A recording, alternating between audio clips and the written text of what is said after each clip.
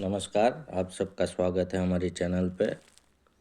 आज हमने एक अपडेट दिया बजट में कि एसटीटी सरकार ने 0.02 से बढ़ा के 0.05 किया और फ्यूचर में ट्रेडिंग में 0.01% की जगह 0.15 किया।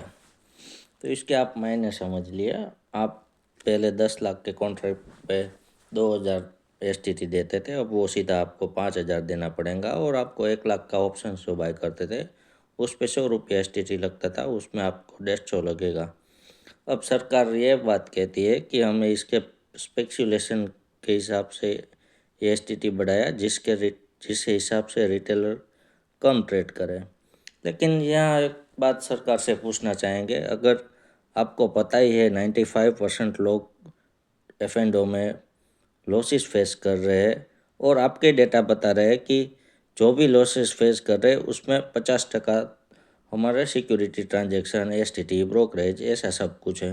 तो आपको पता ही है कि एफ&ओ में सब लोग लॉस ही कर रहे हैं, तो आप उनको बैन क्यों नहीं करते?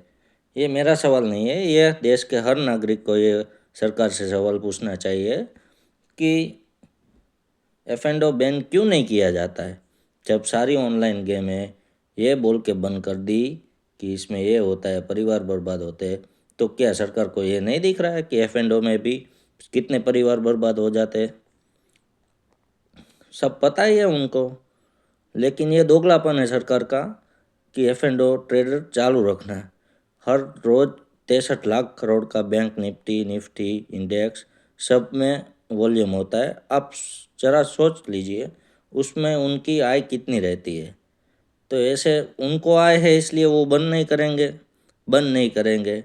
ट्रेडर को तो क्या है, 100 देगा वो 150 देगा, वो तो बंद नहीं करेगा। तो ये सरकार का ये कहना गलत है कि हम उनके रिस्क कम रखें, उसके लिए ये सब कर रहे हैं।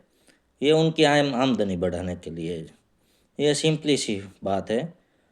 और ऐसा ही होता तो आप कर दो कॉन्ट्रैक्ट, 1 करोड़ का कर दो। क्यों रखा है 2 लाख में वो पूरा कॉन्ट्रैक्ट ट्रेड कर सकता है? 1 करोड़ का कर दो कॉन्ट्रैक्ट। और ऑप्शन बायर 10,000 में तो ऑप्शन बाय हो जाता है। 10 रुपये का प्रीमियम रखते हो, 10,000 में तो 1,000 निफ्टी बाय कर सकते हो आप। तो वो उसमें लगा दो 10 लाख रुपये, कोई ऑप्शन ट्रेड ही नहीं करेगा। आपको ट्रेड भी करवाना है, आपको जीएसटी भी वसूलना है, आपको एसटीटी भी वसूलना है, आपको ब्रोकरेज भी वसूलना है, सब वसूलना है। फिर भी ये बोलते हो कि हम उनकी सुरक्षा के लिए ये कदम उठा रहे हैं। कैसी सुरक्षा? इसमें ट्रेडर की क्या सुरक्षा है?